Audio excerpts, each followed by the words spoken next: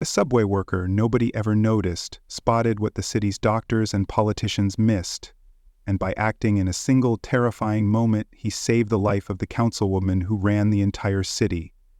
It was 12:47 a.m. when the last train screeched into the underground station, its wheels echoing like thunder through the steel tunnels. Most of the city was asleep, but Luis Ramirez wasn't. For nearly 20 years, Luis had been the man who repaired the subway tracks, tightened the bolts nobody cared about, and swept away the trash of a million strangers. In the eyes of the city, he was invisible, just another immigrant worker in an orange vest who disappeared when the sun came up. But that night, as the empty station lights flickered and the smell of oil and dust filled the air, Luis saw something that froze him in place. At the far end of the platform, a woman in a tailored navy coat stumbled, as if her legs had forgotten how to walk. She clutched her chest, dropped her phone, and collapsed hard against the cold concrete bench. Luis recognized her immediately. Eleanor Hayes, the powerful city councilwoman whose face was on every billboard promising a safer, stronger New York. The kind of woman who sat in marble offices deciding the future of people like him, but never once looked at them in the eye. Most people would have panicked, but Luis's heart knew something his mind had been trained to see. His father, a paramedic who had died when Luis was just a boy, had drilled into him the signs of a heart attack.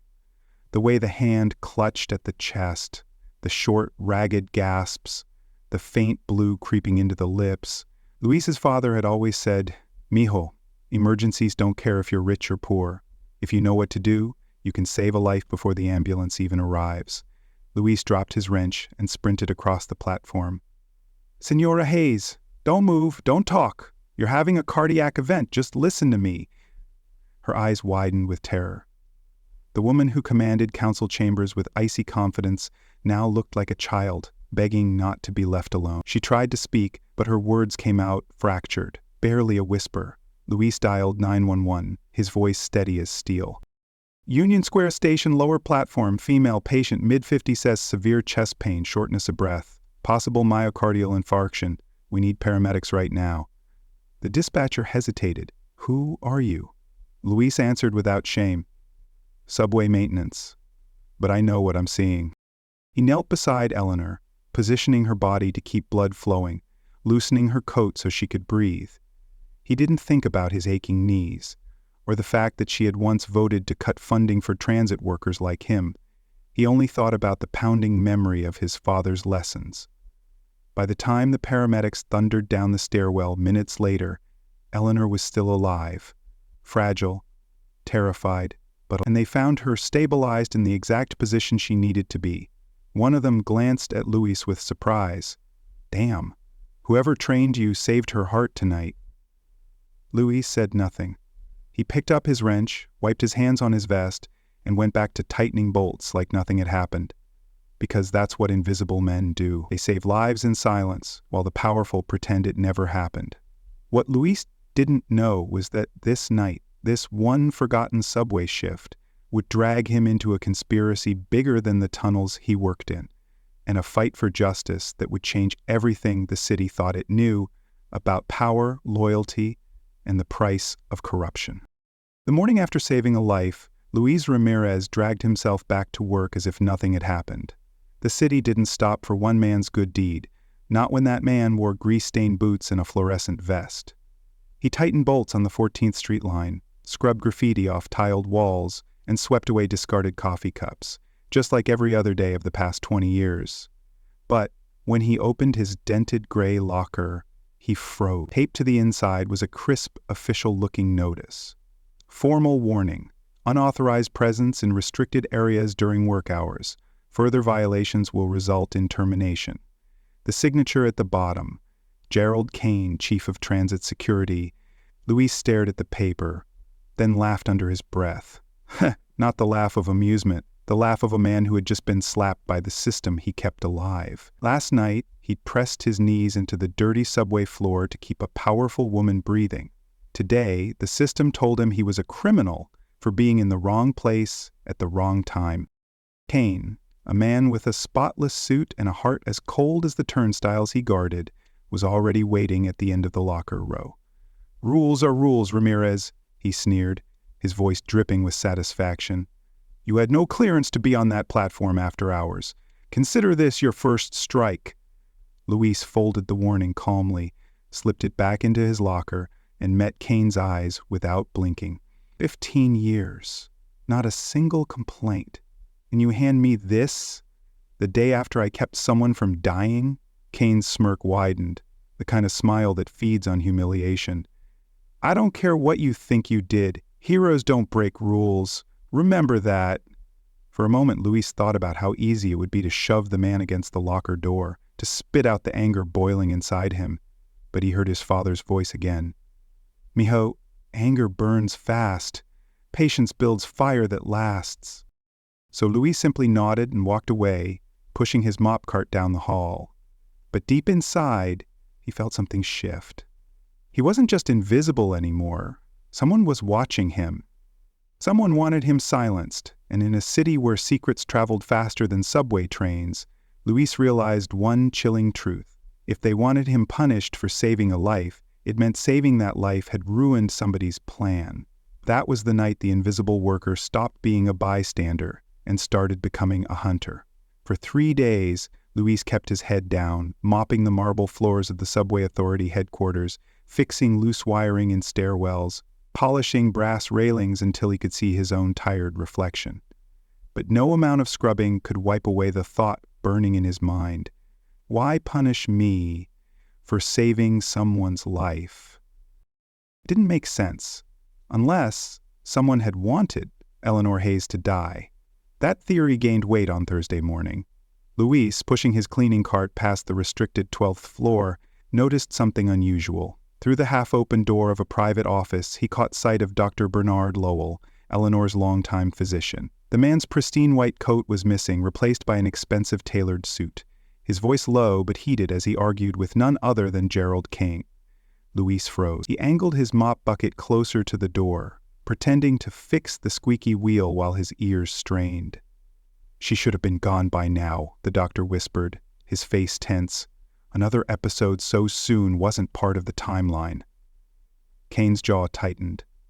"Then adjust the reports. The council can't suspect a thing. I don't care how you do it. Just make her keep swallowing those pills." Luis felt his stomach churn. Pills. Adjust reports. Not part of the timeline. He forced himself to walk away before they noticed him, but his hands trembled as he gripped the mop handle. He remembered the bottle Eleanor had dropped when she collapsed. Small white tablets in a dark glass jar, the kind you could mistake for vitamins. That afternoon, while scrubbing graffiti from a platform wall, Luis saw Eleanor herself. She was surrounded by aides, makeup flawless, voice steady for the cameras, but when she stepped away, alone for a brief moment, Luis noticed her hands shaking. She pressed a palm to her temple as if fighting off a headache. Later, he overheard her telling a staffer, "Dr. Lowell says it's stress, but what kind of stress makes your chest seize like it's on fire?" Her words confirmed what Luis already knew in his bones. This wasn't natural. It was orchestrated. And the people closest to her weren't protecting her. They were accelerating her decline.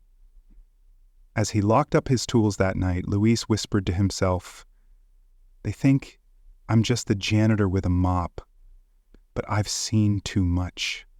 If they're poisoning her, I'll be the one to prove it." And for the first time in years, the invisible subway worker felt a new role taking shape. Not just a cleaner of the city's dirt, but a hunter of its secrets. For weeks, Luis carried the weight of a secret that gnawed at him like rust eating through steel. Every night as he scrubbed train windows or tightened bolts under buzzing fluorescent lights, his mind replayed Kane's words, "Make her keep swallowing those pills." The more he thought about it, the clearer it became. If Eleanor Hayes kept trusting her doctor, she wouldn't live to see another election. But what could a subway worker do against men with titles, suits, and connections?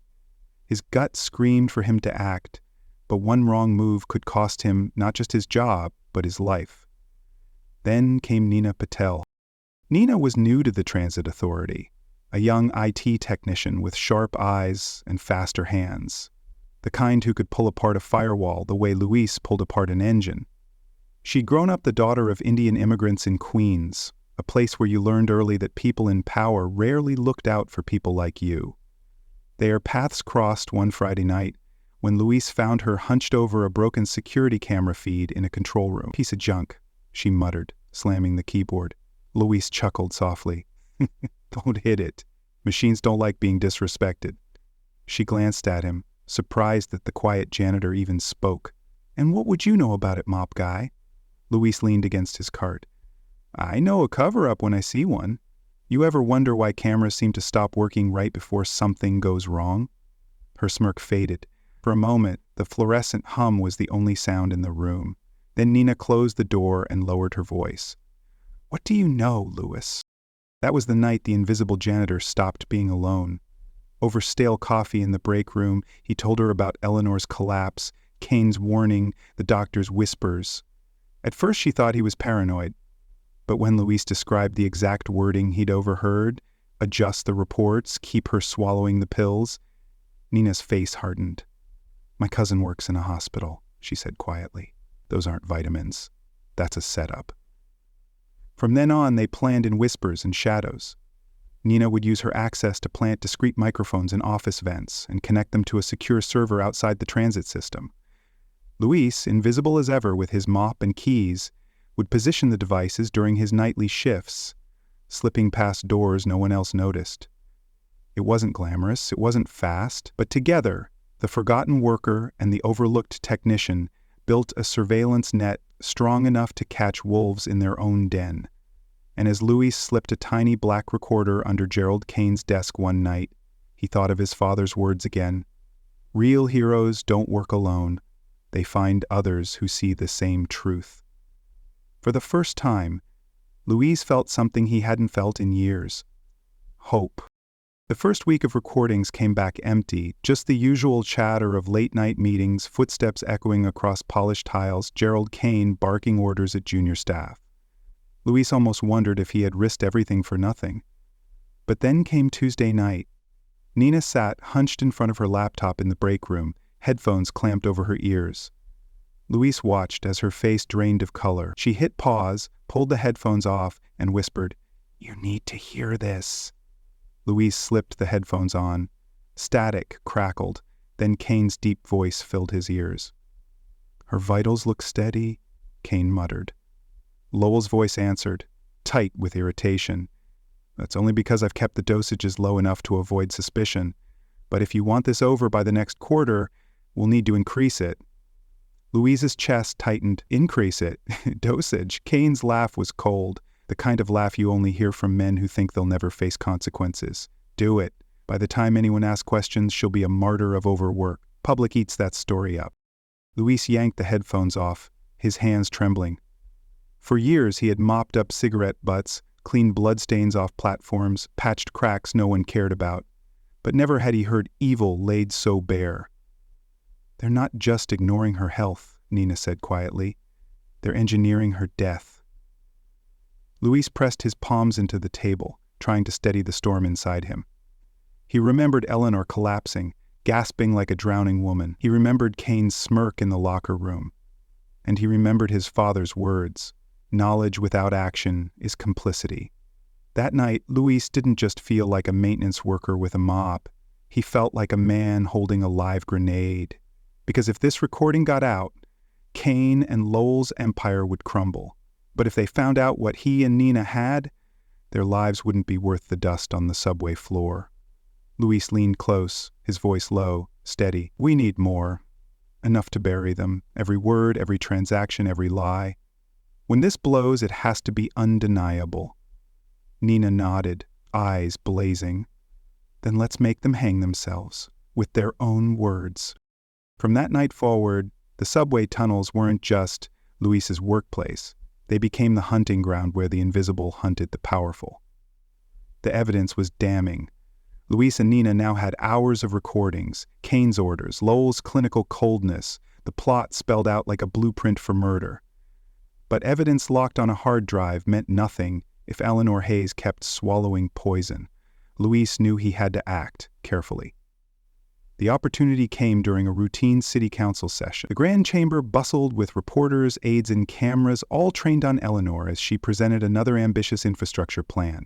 She looked polished as ever, her navy blazer sharp, her voice steady for the microphones. But when the meeting adjourned and the crowd thinned, Louise saw it again.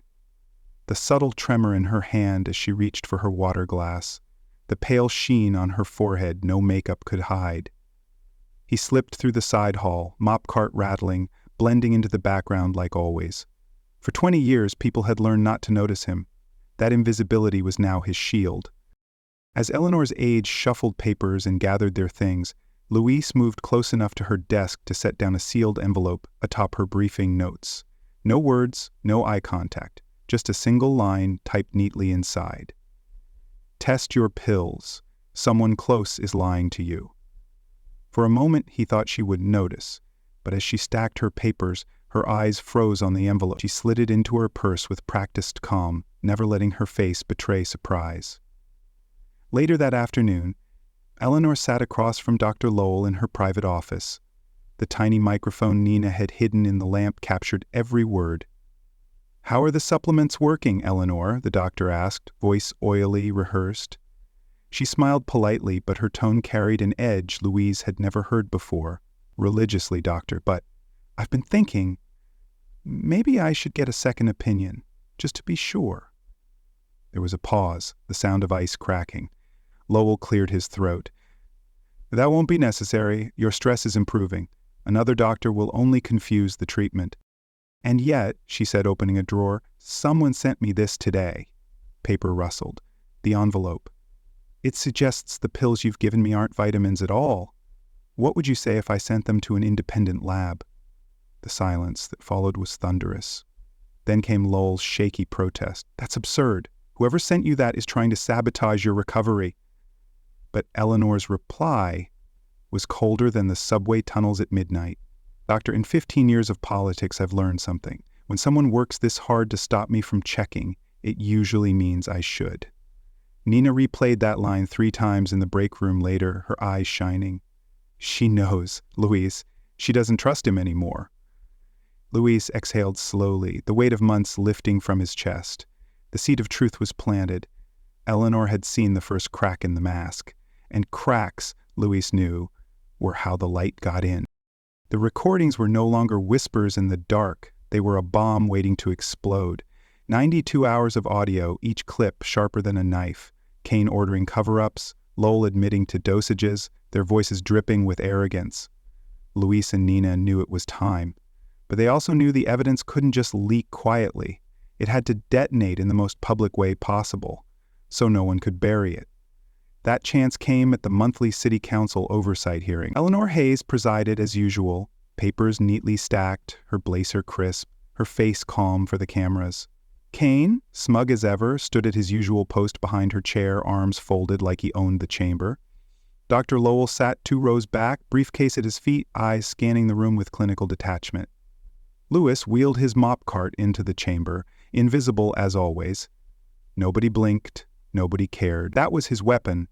As council members debated funding, Louise slipped another envelope onto Eleanor's desk.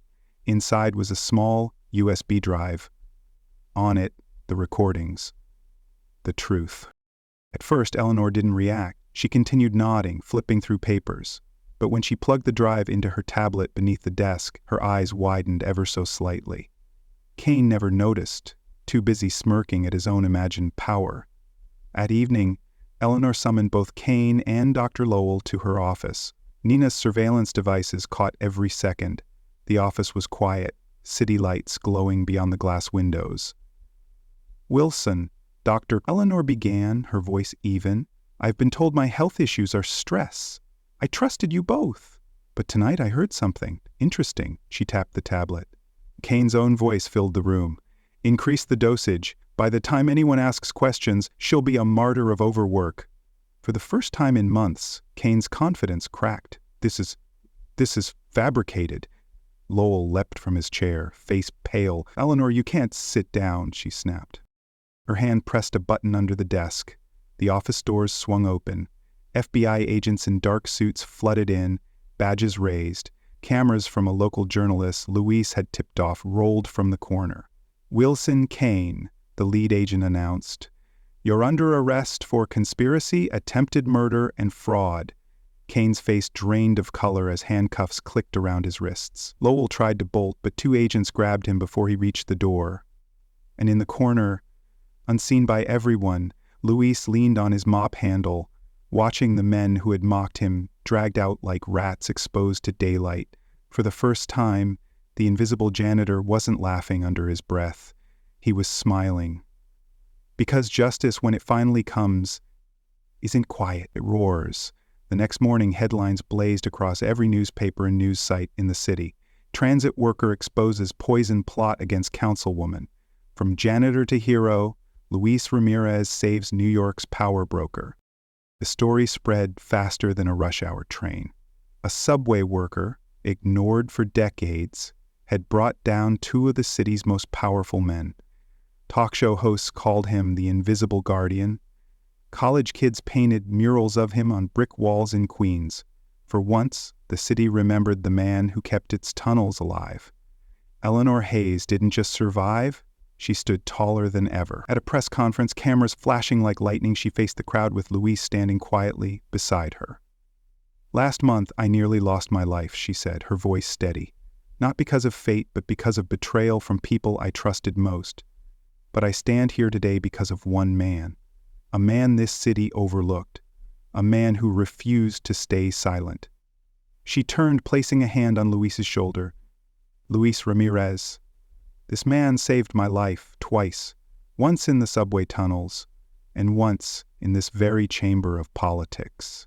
Today, I am proud to announce that he will serve as the Chief Integrity Officer for the New York Transit Authority."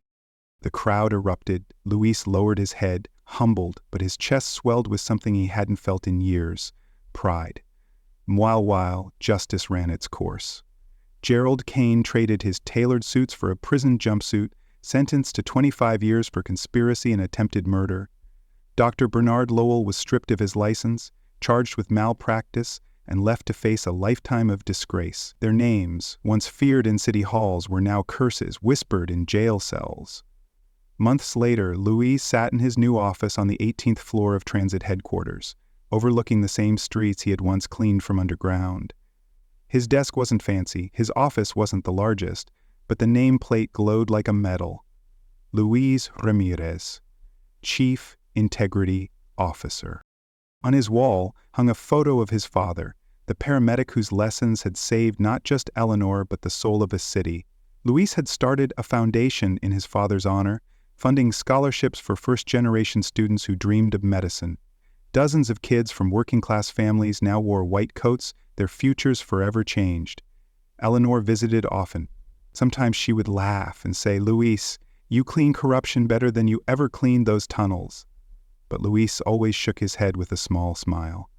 "Nah, I just never stopped noticing what others ignored."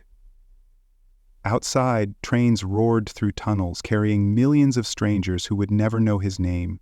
And that was fine, because Luis had learned that true justice wasn't about being seen. It was about making sure the truth could no longer be hidden. The invisible man had become the city's conscience. And somewhere deep in his heart, Luis knew his father would have been proud.